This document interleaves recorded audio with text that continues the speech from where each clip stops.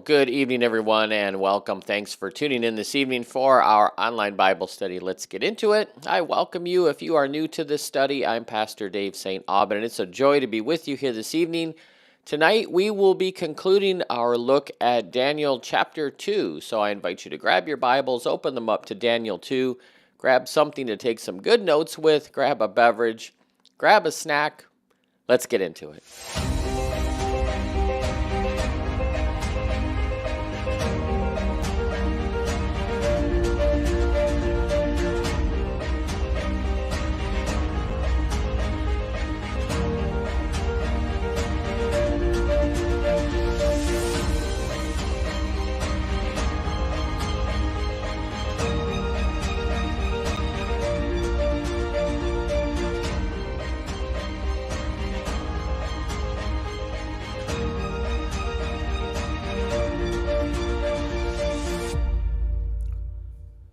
Well, again, good evening and welcome. Happy New Year. Good to be with you here this evening as we wrap up another week of study and we resume our study that we've been on break now for a couple days with the New Year's holiday. But welcome. Happy New Year. Prayers that you had a wonderful and safe holiday. And it's good to be with you here again as we begin another year of study together. We began this study back in 2022, in the fall of 2022.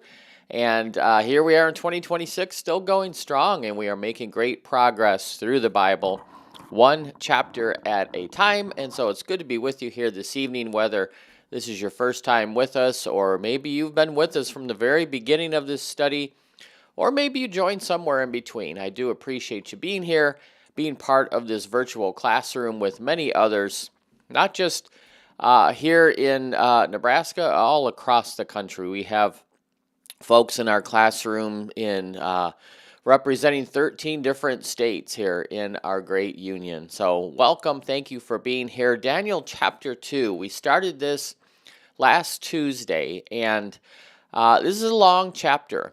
And this is the vision that King Nebuchadnezzar had about this statue. And if you recall, what we talked about in the first 30 verses of chapter 2 was Nebuchadnezzar had called all of his astrologers, all of his wise men, all of his magicians, his enchanters, to not only interpret his dream, but tell him what he dreamt and then interpret it. And of course, none of them could do that. So then Nebuchadnezzar made this decree to kill all the wise men in the land. That included Daniel and his friends. Now, Daniel made a plea to the king through Arioch, one of the members of the king's court, to give him a opportunity. And Daniel had a vision at night. Remember, it wasn't a dream because Daniel was awake when he was given this revelation from God of what this dream was and what it meant. And so he went back and said, "Let me share this with you." And the king said, "Well, you can do this. You're able to tell me what I dreamt and then interpret that." And in verse 27, Daniel said, "Nobody can explain to you the mystery that you have received. But there's a God in heaven that has revealed this. He reveals mysteries, and he has made it known to me." And the point Daniel is making here is not because Daniel is greater than all these others, but that God is sovereign, and God chose to reveal it through Daniel. That's what verse 30 said when we concluded last Tuesday, where Daniel said, "As for me, this mystery has been revealed to me, not because I have greater wisdom than anyone else, but so that you, king, would know the interpretation, that you would understand what went through your mind, and that this is all being revealed by God." So now we resume here, and we're going to pick it up at verse 31. So open up your Bibles to Daniel chapter 2, and we're going to start with verse 31. And again, we'll put all the verses up here on the screen for you. So this is a long chapter. We're only halfway through it. Lots to look at tonight, so let's get right into it. Daniel 2, verse 31. And here is Daniel telling Nebuchadnezzar what the dream was first, right? Because that's what Nebuchadnezzar wanted. I don't want someone to just interpret. I want you to tell me what it was and then interpret it for me. So 31, Daniel says, you, Nebuchadnezzar, you looked. This is in your dream, your vision, and there before you was a large statue, an enormous, dazzling statue, awesome in appearance. So Daniel's describing very clearly, very concisely, what Nebuchadnezzar had seen in his dream. The king had been viewing a large statue standing before him. So this is a statue. There's really no basis here in the text that this was an idol of any sorts. This was a statue, and this was an extremely awe-inspiring statue because of how it appeared. And Daniel didn't say if this was a statue of a man or of a woman or what it was. Presumably this was a man, but we don't know. We don't know if it represented the king. We don't know if it represented someone else. But the important thing about this statue is the materials that were used to make up this statue and then what happened to it. And we're going to get into that here in just a little bit. Verse 32. So now Daniel starts to describe this statue. The head of the statue was made of pure gold. Its chest and its arms were made of silver. Its belly and its thighs were made of bronze. Its legs were made of iron. And its feet were made of partly iron, partly baked clay. So the head was fine gold. The chest, the arms, silver. The abdomen, the thighs were bronze. The lower legs were iron. And the feet were a combination iron and clay. Several different features of this image are very noteworthy. First, the head. The head is the only member of the body that is made of this pure gold. All the other parts of the body were made of different metals. Some, with the exception of the arms, were made of more than one substance. The upper torso was silver, but the lower torso was bronze. So the torso itself was made up of more than one metal. Same with the legs and the feet. The legs made of one metal. The feet made up of two different substances. So only the head was made of one. Now, also as you hear this description, there's a decreasing value of substances, beginning with the top, beginning with gold, and then proceeding all the way to the feet made of iron and clay. So this was a top-heavy image, this statue. And the progression from top to bottom, from head to feet, was by value. It was by from the hardest to the softest, the gold down to clay. We're going to talk about this here in a minute, but there's some significance here in how this is described. So verse 34, and while you were watching this statue, Nebuchadnezzar, a rock was cut out, not by human hands, and it struck the statue on its feet of iron and clay and smashed them. Then the iron, the clay, the bronze, the silver, and the gold were all broken into pieces, and they became like chaff on a threshing floor in the summer, and the wind swept them away without leaving a trace of any of them. But the rock that struck the statue became a huge mountain, and it filled the earth. So as Nebuchadnezzar was viewing this image in his dream, he saw an uncut stone come flying out of the air, smashing the feet of this statue, which then crumbled into pieces. That this stone was uncut by human hands, but it was cut by God's powerful hand. And while Nebuchadnezzar watches this rock smash the feet, the whole statue starts to fall apart, disintegrates. A wind comes in, whips up all this powder of this disintegration, blows it all the way, and then the rock that remains grows larger until it fills the whole scene. That's the dream. So Daniel is telling Nebuchadnezzar this is what you dreamt. Now he's going to interpret it in verses 36 through 45. This was the dream, verse 36, and now we will interpret it to the king. So notice the word we, but Daniel is carefully distinguishing the dream, verses 31 through 35, from the interpretation, verses 36 through 45, and he's doing this for clarity. This is what Nebuchadnezzar wanted. Now, his reference to the pronoun we, this is a form of speech that Daniel is using to present himself humbly to Nebuchadnezzar, at the same time reminding the king that it was God that had given Daniel the dream and the interpretation of the dream. So again, this isn't Daniel glorifying himself. Look how much better I am than everyone else. This all has been revealed by the one true sovereign God. And now we, God, through me, will reveal it to you. So verse 37, the head.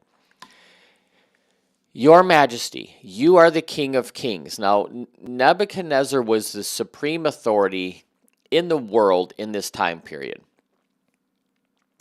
Earlier in Jeremiah 27, Jeremiah had warned that the kings of Edom and Moab and Ammon and Tyre and Sidon had warned them all that God had given Nebuchadnezzar sovereignty over the entire earth, including all the animals. That goes back to Jeremiah 27.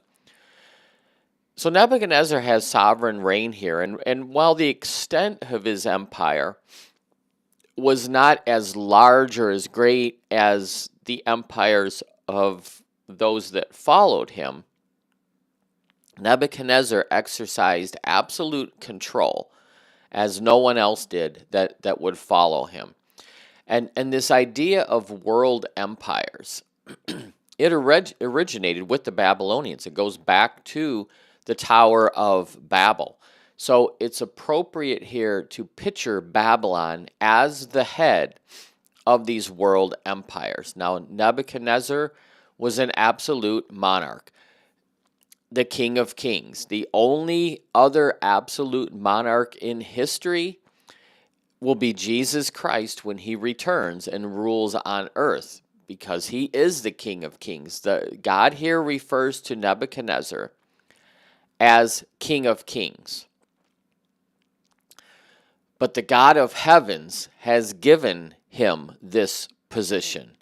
It is Christ who will be recognized as the true King of Kings when he returns in his reign on earth.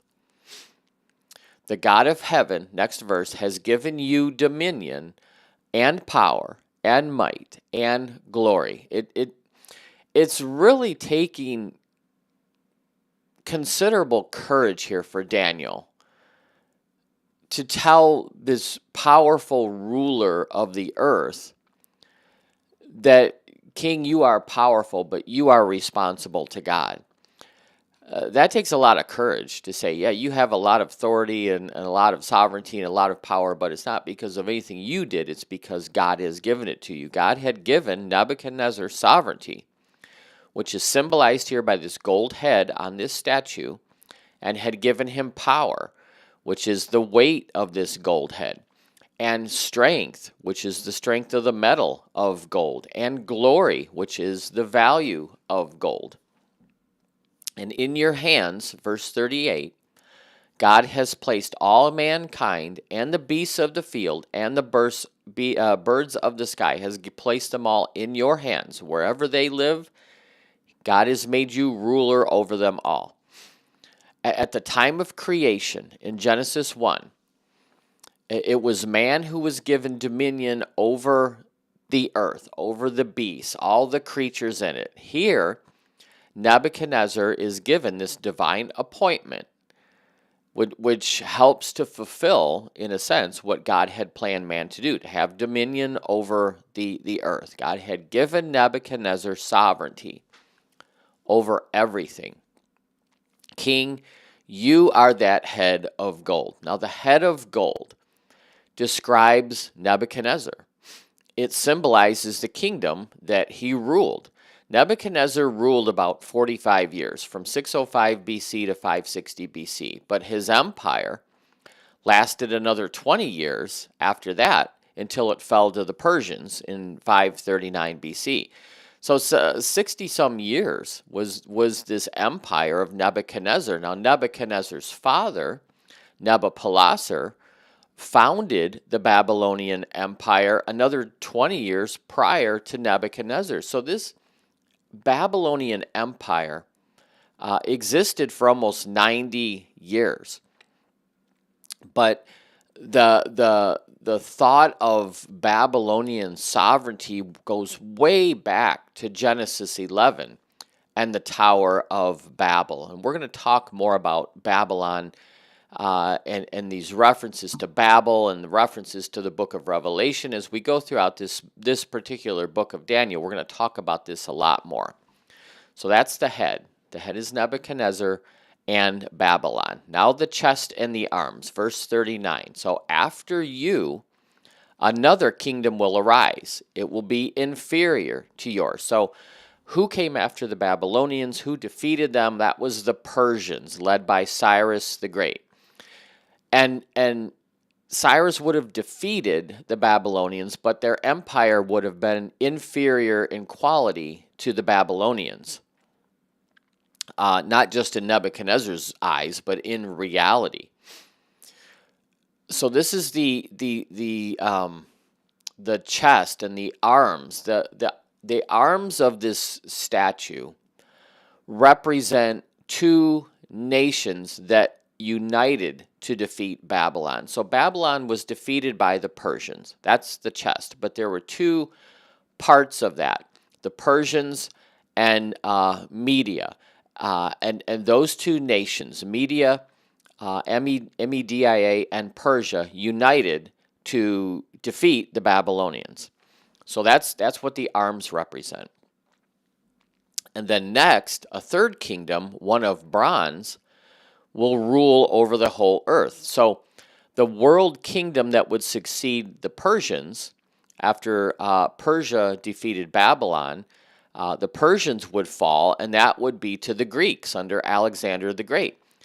And that territory would be even larger than the Persians. So Greece dominated the cradle of civilization from 330 to 31 BC or so. It lasted far longer than the Babylonian 90-year reign or the Persian reign. It lasted nearly 300 years.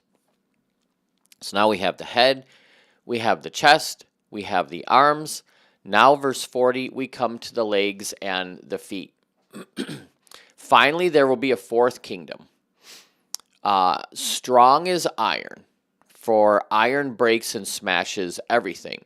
And as iron smashes and breaks things to pieces, so this kingdom will crush and break all the others. Now, who is this? This is the Romans. So Rome defeated the last vestige of the Greek Empire around 30 BC. And the Romans ruled for hundreds of years. The Western Roman Empire ruled until the year 476. The Eastern Roman Empire ruled until 1450 or so, just 600 years ago. So these two divisions, the Eastern and Western divisions of the Roman Empire, they crushed all opposition with a very brutal strength. And that's symbolized by these iron legs. Rome also dominated the map, the world map, more extensively than the Babylonians, the Persians, the Greeks.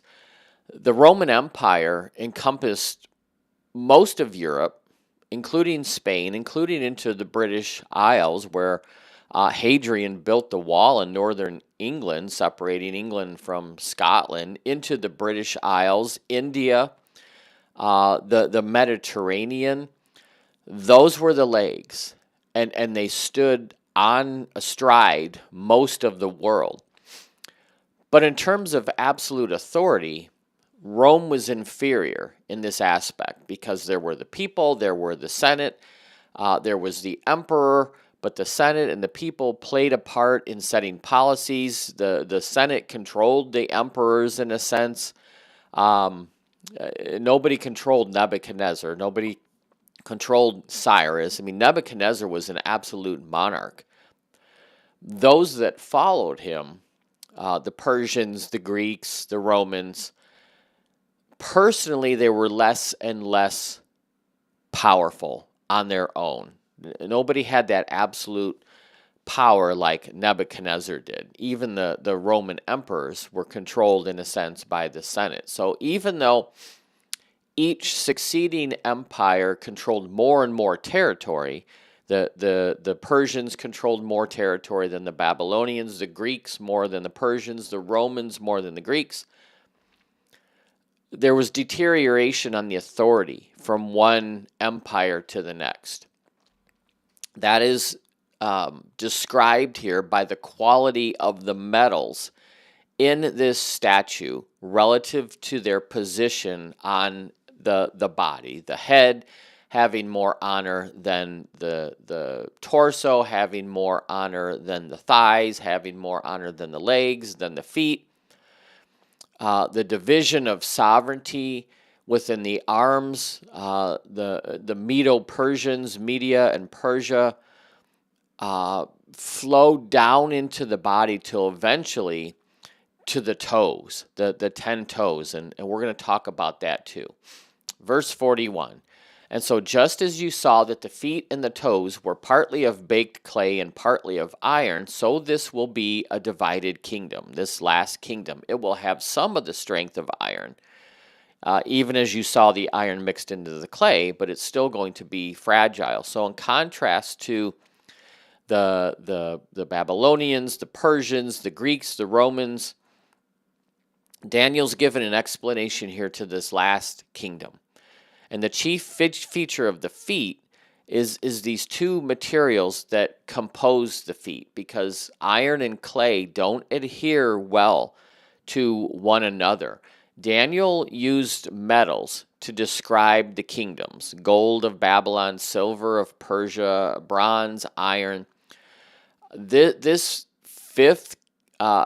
final kingdom, he's describing it made of clay mixed with iron, but still clay. And Daniel doesn't identify it as a kingdom of sorts, but as a collaboration of kingdoms without any cohesiveness. That's the toes, right? That's the feet. The meaning behind these two materials, iron and clay, they don't adhere well together. One is stronger than the other. Iron is clearly stronger than baked clay. So these other metals, gold, silver, iron, bronze, they represent forms of government going from strength to desirability, right? Gold being strong, more desirable than silver, then bronze, then iron. So that's what's in view here. And verse 41 deals with this final empire symbolized by the feet and 10 toes. It's a very fragile base for this top-heavy, gold-headed, huge monument. And what this implies is in this final kingdom, it will be marked by some type of a federation rather than a single realm like the Babylonians were. Within the scope of what we're going to see next, especially into verse 43, is disunity. It's class struggle, possibly even civil war, all resulting from the failure of a hopelessly divided society and their desire to achieve some type of a world order.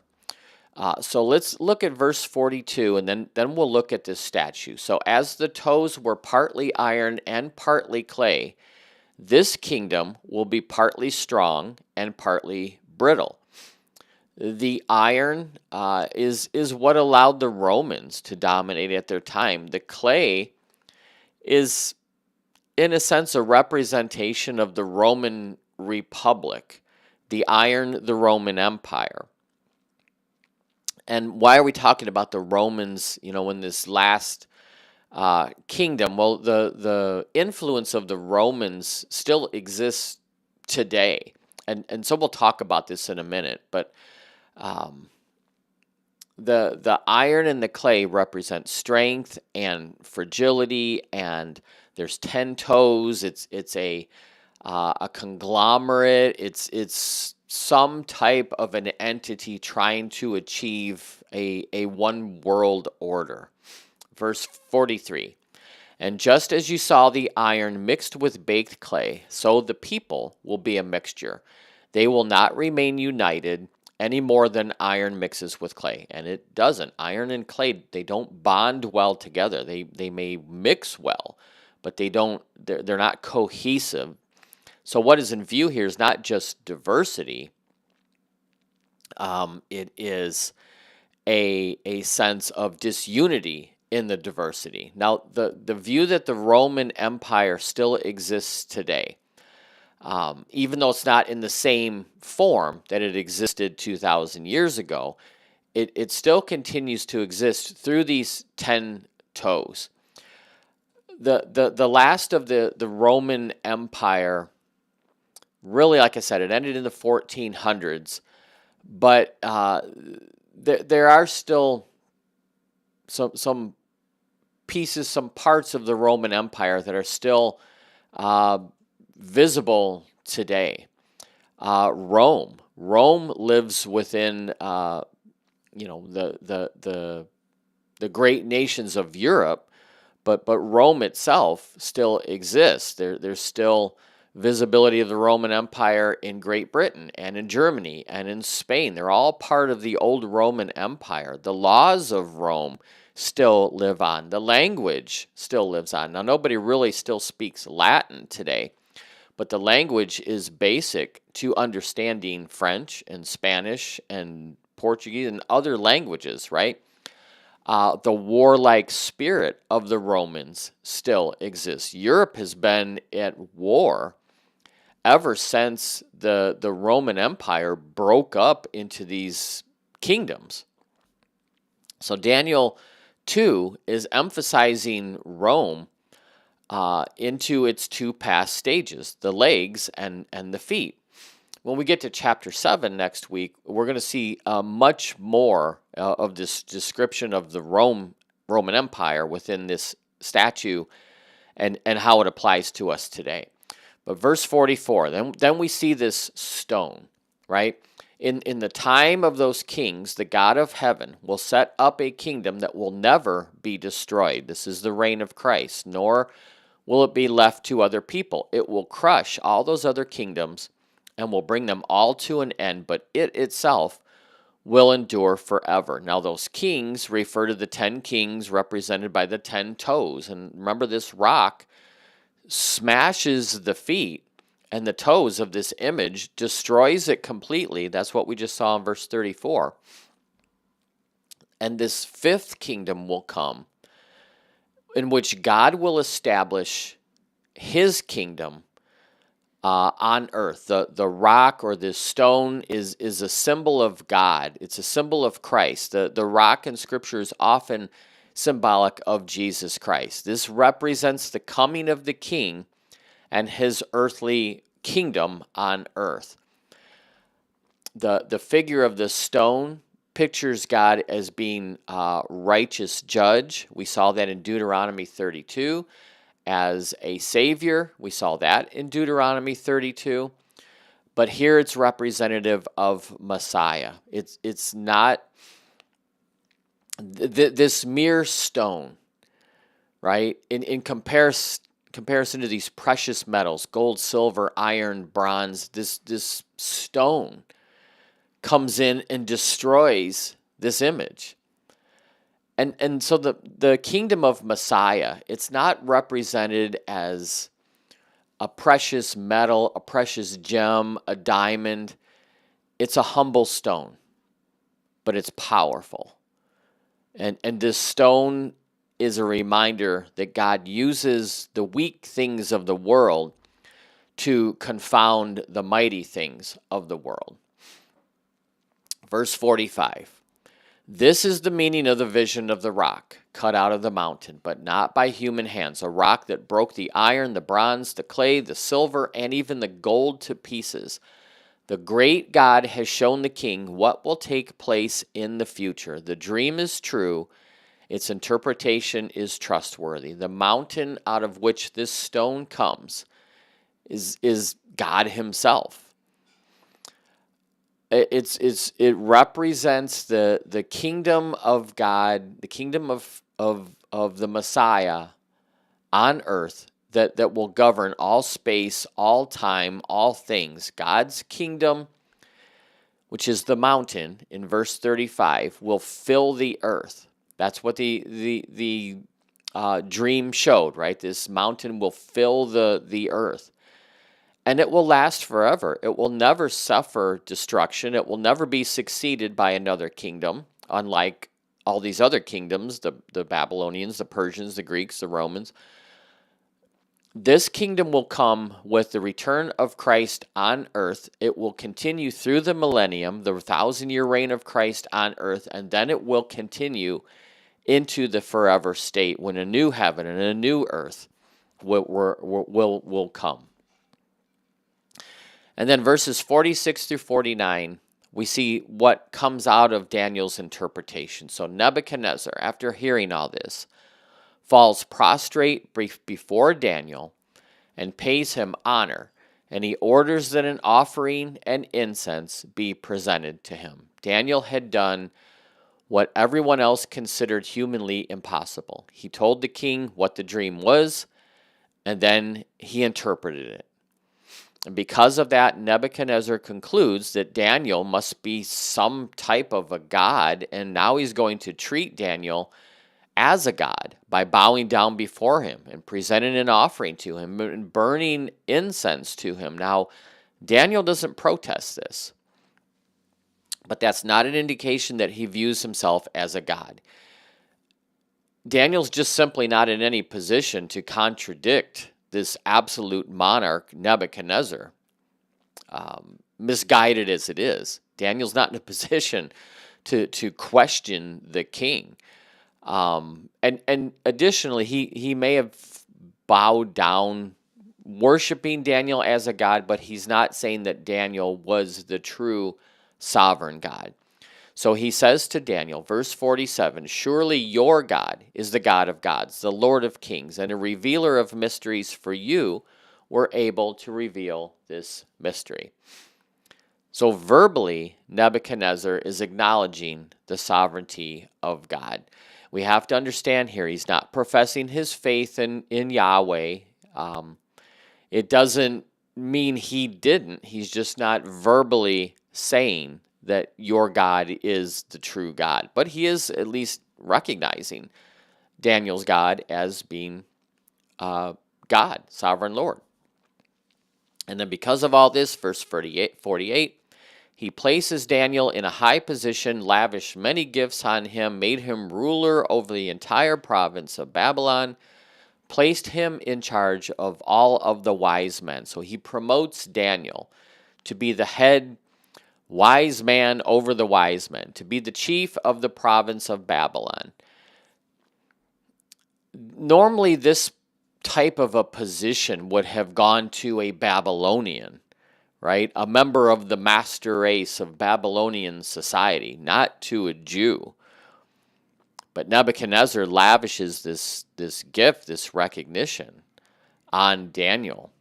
And to do that, especially to a Jewish captive, shows the tremendous respect that Daniel had earned by giving this revelation. And moreover, verse 49, at Daniel's request, the king appointed Shadrach, Meshach, and Abednego administrators over the province of Babylon, while Daniel himself remained at the royal court. So at the request of Daniel, Nebuchadnezzar also promotes these three friends, promotes them to positions of authority within his administration.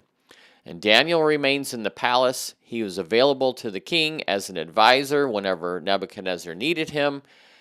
And so thus this obscure Jewish teenage captive who could have been lost in history like so many others is now exalted to a place of great honor and power. Similar to Joseph in Egypt, Daniel is destined to play an important part in history. And so this statue, again, we don't know what it looks like. This is a interpretation, but the head of gold, right? This is Babylon. It's the Babylonian Empire at the time that Nebuchadnezzar had this vision, right? At 606 BC. And then silver, the upper torso and the arms. So this is the Medo-Persian Empire. So the Persians defeated the Babylonians in 538 BC. But there were two parts to this Persian Empire. The Medes and the Persians came together. That's the upper torso. The lower torso being bronze. This is the Greeks in 333 BC. This is the Greek Empire. And then the legs of iron. This is the Roman Empire. But down here at the feet, made of iron and baked clay, this is where we are today, approximately. Still to come in the future, but the way things are going in the world, we are getting very close. And again, Daniel 2 speaks of the time of the Gentiles. Jesus references this in Luke's gospel. The base here of this statue will be made up of 10 different kings, right? Not one empire like the Babylonians, but a conglomerate, a world order. And this rock, Christ, will smash this empire of 10 leaders, 10 nations, whatever it may be. This whole thing will crumble, turn to dust, and the wind will blow it away, and the rock will become as if a mountain. It will fill the entire land. It will be the reign of Christ on earth. And this is the dream that Nebuchadnezzar had, that Daniel described to him, and then interpreted it for him. And as I mentioned in Daniel chapter 1 and in the introduction to this book, this prophecy in this book looks forward. There's no other book within the prophetic books that really goes into detail about the future empires and the coming of Christ, the second advent, the millennial 1,000-year reign of Christ. We've already seen most of this. The Babylonians are no more. We will see them when we get to the book of Revelation. Babylon again, rearing its head. But the Persian Empire, gone. The Greek Empire, gone. The Roman Empire, gone.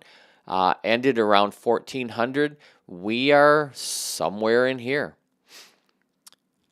And we know Jesus is coming. We know he's coming back. And when he does, he will set up his reign on earth. And it will have no end. And it will have no successor. It will last for 1,000 years until the final defeat of the enemy, of Satan, when he's cast into the pit of fire forever. And then the new heaven, the new Jerusalem, the new earth, the eternal state will take place. But when Jesus returns, his empire will stand, his kingdom forever. It already does. But right now on earth, with the nations squabbling over power as they do, we will see an end to that when the rock comes and Jesus returns. And that is Daniel chapter 2. I pray that has been a help. I thank you for being here. Monday, we will look at Daniel chapter 3. We'll continue our journey through this book, and we'll look at the next vision, which is this golden image. We're going to continue to see these miracles here and these interpretations. Monday, we'll look at chapter 3, the golden image. Chapter 4 is on Daniel's 3 friends being thrown into the fire. We'll see the lion's den. But for tonight, thank you for being here, and I do pray this has been a help. Have a wonderful rest of your evening. Have a wonderful weekend. Stay safe, stay healthy, and I look forward to seeing you soon. Till then, take care. God bless. Bye-bye.